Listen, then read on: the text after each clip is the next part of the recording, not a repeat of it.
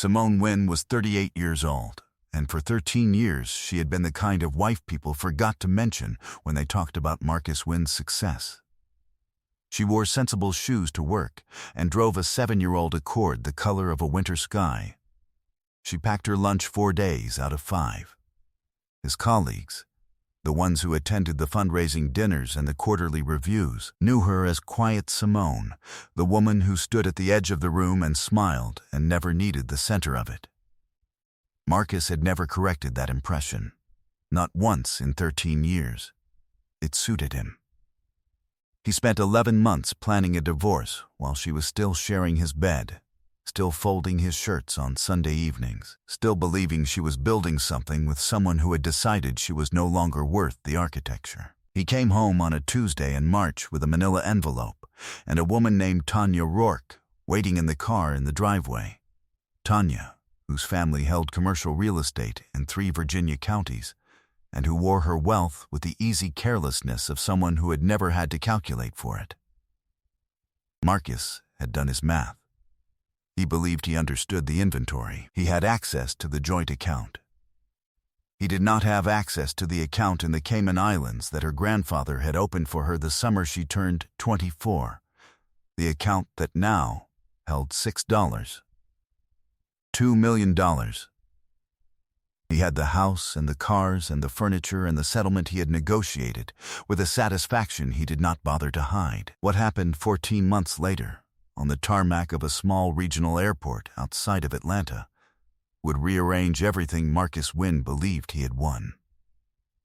Before we jump into the story, comment where in the world you are watching from and subscribe, because tomorrow's story is one you need to hear. The morning light came through the windows of the apartment the way it did every September in Atlanta, honest and unhurried, sliding across the surface of the wide oak desk she had built herself 5 years ago in a rented workshop on the west side of the city. She had built it from reclaimed wood her grandfather had salvaged and kept in his garage for 20 years, waiting for someone in the family with the patience to do something right with it. She had been that person. The desk was not elegant. It was precise and solid, and hers in a way that nothing Jerome had put his name on ever managed to be. And she ran her palm across it every morning, the way other people said a prayer, quietly, without announcement, as a kind of grounding. She sat with her coffee now and opened the portfolio on the desk's surface and let her eyes move down the columns without hurry. She was a structural engineer by training and by temperament, which meant she had spent 15 years learning to read the shape of a thing before she touched it. Load, stress, bearing capacity, point of failure. She applied the same reading to everything in her life. She had applied it to Marcus, too, in the early years, and had found the structure sound enough to commit to. She had missed the hairline crack forming in the foundation. That was the only part of the last 13 years she had allowed herself to examine with any regret. Her grandfather, Elias Wynn, had been a civil engineer in Philadelphia for 40 years before he retired to a house in Atlanta and spent the next decade telling his grandchildren the things he had not had time to tell them while he was working. He had a saying he used so often it had become the family equivalent of grace before a meal. Build for what the structure must carry, not for what you want it to look like. He had pressed that idea into her the way you press rebar into concrete, before anything was set, when the material was still forming. He had been gone 3 years. She still heard him in the quiet parts of the day. She had met Marcus at a conference in Charlotte, a full decade into her career, at a panel discussion on infrastructure finance that she had attended because one of the keynote speakers was a woman whose bridge design work she had followed for years. Marcus had asked a sharp question from the third row and found her afterward in the hotel lobby and introduced himself with the particular confidence of a man who had grown up in rooms that rearranged themselves for him when he walked in. He was tall and well-spoken and curious. In those early years, in ways that felt genuine, he asked about her work and listened to the answers with what appeared to be real attention. She had loved him for that. She had loved him for the questions, before she understood that his curiosity had always had a ceiling, and that the ceiling was the point where her answers stopped being useful to him. They had married 18 months after Charlotte. She had brought her career, her grandfather's desk, and a financial architecture she had built quietly over the previous decade.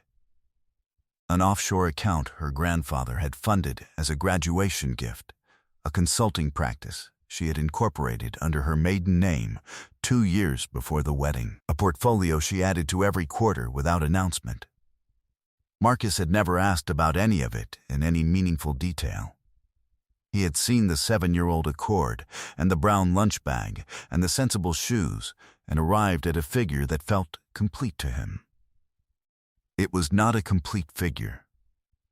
It was not close to a complete figure. She had noticed the first change in him 8 months before the Tuesday in March. Not a dramatic thing. A shift in register, subtle as a 1-degree variance in a bearing load, the kind of deviation that registers as nothing in a single reading and as a structural concern in a trend line. He began taking calls in other rooms. He started paying for certain things with cash when he had always used the joint card. He mentioned Tanya Rourke's name in conversation 3 times across a single month, each mention perfectly contextualized and entirely unnecessary.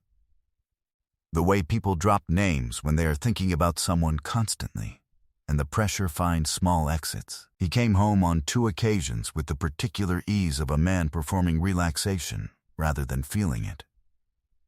Simone noticed all of this. She noticed it the way she noticed hairline fractures in site surveys, without alarm, without any change in her own outward manner, with the steady accumulation of observation that is the only honest basis for a structural assessment. She did not confront him. There was no advantage in confrontation when the evidence was still incomplete. She began documenting. Freedom was the real currency, and she had never been in any hurry to spend it carelessly. She found the communication on a Wednesday morning in November, when Marcus left his laptop open on the kitchen counter and stepped into the garage to take a call. She did not search for anything. She was simply walking from the hallway to the kitchen when she passed the open screen and saw, in the visible thumbnail of a minimized window, a conversation thread with a name she recognized. She did not open it. She photographed the screen with her phone in one unhurried motion, set the phone face down on the counter, and continued to the kitchen to pour her coffee. And then she went upstairs to the home office she kept locked from the inside when she was working, and she sat down at the small desk in the corner and let herself look, without hurry, at what she had. Her hands did not shake. She had understood for 3 months that something was being constructed parallel to her life, in rooms she had not been invited into. She had been waiting, not passively, but with the active patience of a structural engineer, waiting for a crack to reveal its full length before deciding how to address it. For the evidence to become legible. She spent the next 4 hours with the methodical attention of a woman who has spent 15 years finding the precise point at which a structure begins to fail, and working backward from it, to the origin. She pulled the joint account records across the previous 14 months, laid them against the household expense spreadsheet she had maintained in the same format since the first year of their marriage, and read the divergences the way she read a site survey, not looking for a single anomaly, but for the pattern that makes each anomaly meaningful. It was there, once she oriented herself correctly.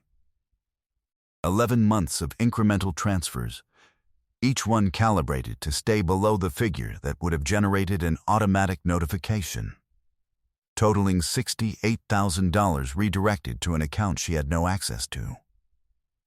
A hotel charge in Richmond on a weekend he had described to her as a regional work conference. A jewelry charge on the secondary card she had located in the same credit report she had pulled 3 months earlier and had kept, because her grandfather had told her to keep everything that did not yet make sense until it did. A second mobile account billed to an address that was not theirs. She moved with the same deliberate calm that had always defined her. She photographed the bank statements page by page. She copied the credit records into the folder she had named with the date, and nothing else. She sat for 10 full minutes without moving when she was done, which was the practice she had developed over 15 years of site assessments. The 10 minutes after the documentation is complete and before the response begins, in which you allow the full picture to settle into something you can actually see. When those 10 minutes were finished, she picked up her phone. "Aunt Vera," she said when the line connected, "I need to see you, not today. This weekend, if you can. And bring Patricia." There was a pause of about 4 seconds. "I'll be there Saturday," Vera said. "I'll bring Patricia." That evening, Marcus came home and Simone made dinner, the chicken and rice she made every Wednesday, because it was his preferred Wednesday meal. And he ate it, and she asked about his day, and he gave her the version of his day he had been giving her for 11 months. And she listened with the steady attention of a woman who knows exactly what she is listening for, and is no longer surprised by what. She hears. She cleared the plates. She said she was tired. She went to bed at the usual hour. She was done. She had simply not told him yet, because there was no advantage in telling him before she was ready. And she was not ready yet.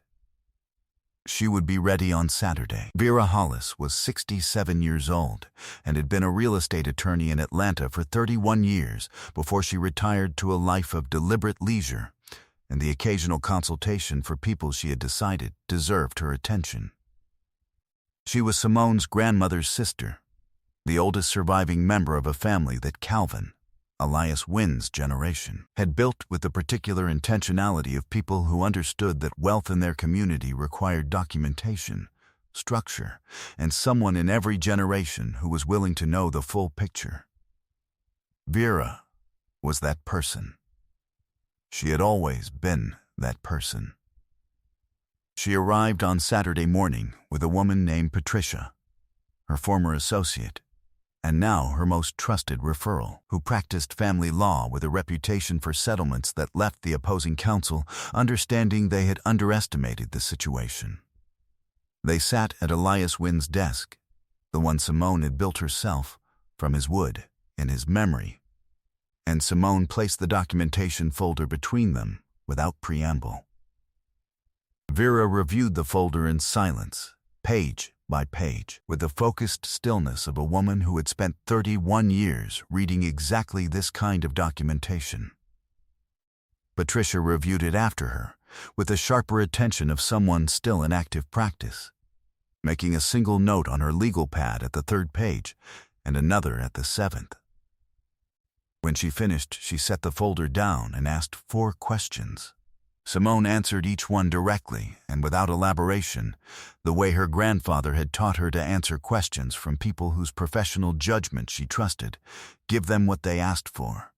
Let them draw the conclusions they are qualified to draw. Patricia made a final note and looked up.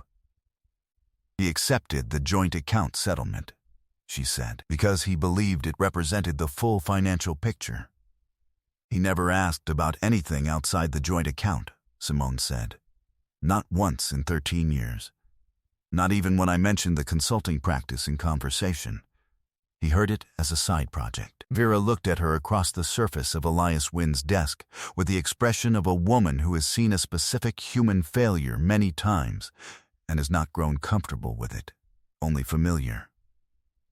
Your grandfather set up that account when you were 24, she said. Because he told me he had a feeling. Not a bad feeling about Marcus specifically. A general feeling about the kind of woman you were. The kind with a particular quality of stillness that certain men read as smallness. He wanted to make sure that if that day ever came, you were already prepared for it. Simone let that settle for a moment. He was right, she said. About most things. He usually was. Patricia outlined the legal position across the following 40 minutes, with the methodical precision of someone laying out a site plan. The offshore account, established 14 months before the wedding and funded entirely by Elias Wynne, had never touched a joint account and bore no marital character under Georgia law. The consulting firm, incorporated in year 4 of the marriage under her maiden name and a holding entity her grandfather had helped her establish, had been declared in the original settlement as a pre-existing separate asset. A declaration Marcus's attorney had accepted without challenge because Marcus had told him it was a small operation not worth contesting. It was not a small operation. It had 14 full-time engineers and active contracts in 4 states, and had been independently valued, for insurance purposes, at $8 million 2 years prior. The independent investment portfolio had never been commingled.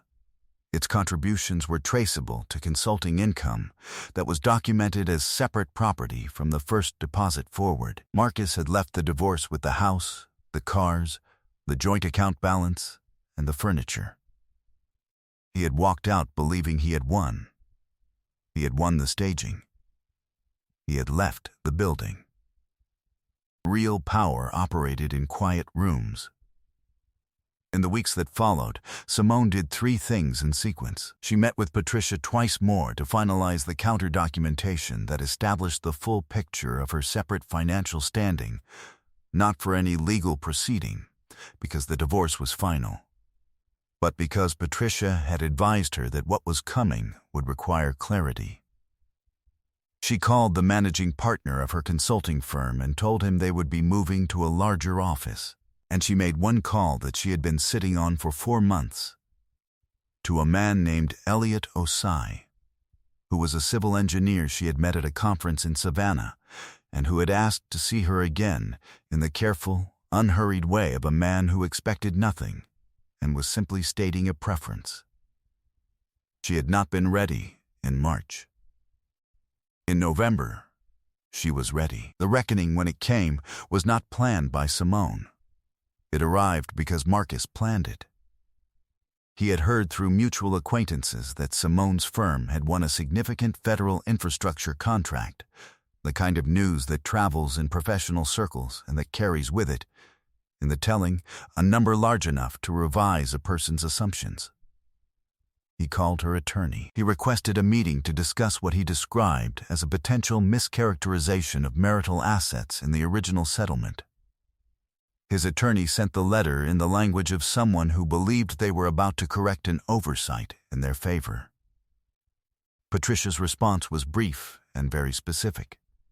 The meeting was scheduled at a regional mediator's office in Atlanta at 10 in the morning on a Thursday in January. Marcus arrived with his attorney, a man named Collins, whose confidence had a slightly harder edge than Garrett's usually did in these rooms, as though he had reviewed a summary and liked what he found. Tanya Rourke was not present. She had. Simone had heard from a colleague they shared, declined to attend anything connected to the matter on the advice of her own family's counsel, which said something about the quality of that family's legal instincts, if not their loyalty. Simone arrived with Patricia, and with Vera, who had no formal role but whose presence at a table had a way of clarifying the stakes for anyone paying attention. She wore a dark blazer and her hair natural and close, the way she wore it when she needed her hands free and her attention undivided. She carried Patricia's folder and her own notebook. She sat across the table from a man she had been married to for 13 years and looked at him the way her grandfather had taught her to look at any structure she was assessing, completely, without sentiment, asking only, what does this actually hold, and where will it fail under weight? Collins opened with a formal statement. He cited the new contract. He referenced what he characterized as a lack of full financial disclosure during the original settlement proceedings. He placed a single summary document on the table, with the confidence of someone who has arrived at a negotiation believing he controls the entry point. Patricia placed Simone's full financial history on the table. Every account, every entity, every date of establishment, every contribution record, every independent valuation. The consulting firm's formation documents bearing a date from year 4 of the marriage and the maiden name registration that had always made it legally separate. The offshore account established 14 months before the wedding, funded entirely by Elias Wynne, the independent portfolio that had never touched a joint account in 13 years. All of it pre-existing. All of it separate. All of it documented with the precision of a structural engineer who had spent 15 years understanding that the difference between a building that stands and a building that fails is almost always in the quality of the records kept during construction. Collins read. He was quiet for a long time. Marcus looked at the papers and then at Simone, and then back at the papers. He tried the old mechanism, the warmth, the appeal to shared history, the suggestion that they were two reasonable people who could find a better arrangement than this. He said her name the way he had said it in the early years when the warmth was real. He said he had not known. He said he wished things had been different. She let him finish. "Marcus," she said, in the voice she used in engineering presentations and in mediations, and in conversations with clients who needed a clear accounting of what was structurally possible. "You spent 13 years deciding what I was worth based on the size of my lunch bag and the age of my car. That is a measurement error, not a mischaracterization of assets. The documents in front of you are the actual load calculation. They were always accurate." Collins said nothing further. The meeting ended in 37 minutes. 14 months after that Thursday, on a morning in March, a small private aircraft landed at a regional airfield outside of Atlanta. It belonged to the consulting firm, a practical acquisition that had been written into the operating budget 2 years prior as a travel efficiency measure for site visits across 4 states. On the tarmac, waiting for a contractor review that was scheduled for that same morning, stood Marcus Wynne and his new project manager, a man who had worked with Simone's firm on a federal contract the previous autumn and who had not known until he saw the tail number and put it together with a name, who owned the aircraft. Marcus had known. Someone had told him Simone was coming, and he had come to the airfield because he wanted, the way certain men always want even after the accounting is final, to see her in a diminished position one more time, to confirm to himself that the story he had told had ended the way he intended. The door of the aircraft opened. Simone came down the steps in a dark coat, unhurried, the way she always moved. Behind her, one step back, was Elliot Osai, who was not diminished and not performing, simply present in the particular quiet way of a man who does not need a room to know he belongs in it. Marcus Wynne, standing on that tarmac in the March light, went very still. Then, according to 2 witnesses who described it the same way separately, his knees found the ground before the rest of him did. She walked past him without breaking stride. She did not look back. She had a contractor review to run, and Elliot held the door, and the morning was already moving in the direction of everything she had built. Bitterness required ongoing emotional investment in people who no longer deserved it. She had better uses for the capital. 8 months later, Simone sat in the new office on the 4th floor of a building in Midtown Atlanta, whose structural integrity she had assessed herself, walking the building with the engineer's eyes she had been trained to use before she signed the lease. She did not lease space in a building she had not read the bones of first. Elias had told her that the value of any structure lived in what you could not see from the street, and she had applied that principle to every significant decision she had made since she was 24 years old. The desk in the corner of her office was Elias Wynne's desk. the one she had built from his salvaged walnut in a rented workshop 12 years ago. She had moved it here from the apartment when she took the new space, because it belonged where the work was, and it always had. She was reviewing the plans for the firm's newest contract, a bridge rehabilitation project in Virginia that would run 4 years, and that she had won in a competitive field of 7 firms by submitting the most technically precise proposal, and then answering 3 rounds of follow-up questions from the review committee in the quiet, exact manner that made committees understand they were working with the right person. The contract value was the largest the firm had held. Her managing partner had framed the award letter and put it in the conference room. She had let him, because he was proud of the work, and the work deserved that. Elliot came in on Tuesday and Thursday mornings, which were the 2 mornings they had both left deliberately open in their respective schedules. He brought coffee from the place on the corner that he had identified, without any prompting from her, as the one that did it correctly. He asked about the Virginia project with the specific curiosity of someone who knew what the question was actually asking, and she answered in the same register. They talked about soil variance and approach span calculations for 20 minutes before either of them mentioned anything personal, which she found reliably restful in a way she had not expected to find anything restful for some time. Marcus had relocated to a smaller city in the months following the mediation's conclusion. She heard this from Patricia, who maintained the kind of professional awareness that comes from being very good at a particular kind of work for a very long time. He held a position at a firm smaller than his previous one, under circumstances that people who knew him described without much elaboration. The house had sold below what he had anticipated when he took it.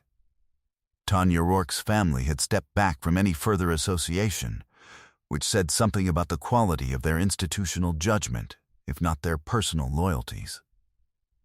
Simone registered all of this the way she registered a decommissioning report on a structure she had already assessed and moved on from, fully, without any continuing investment in what the site became afterward. She turned back to the bridge plans spread across Elias Wynn's desk, and she looked at them the way her grandfather had always told her to look at any structure she was responsible for, not for how it appeared at the surface, but for what it was genuinely built to carry, and for how long, and with what margin left over for the weight it had not yet been asked to hold. She was solvent. She was free. She was unbothered. She had built everything that mattered before anyone thought to look. I hope you enjoyed that one. Be sure to like the video and subscribe so you don't miss the next story. I've picked out 2 more for you that I think you'll really like.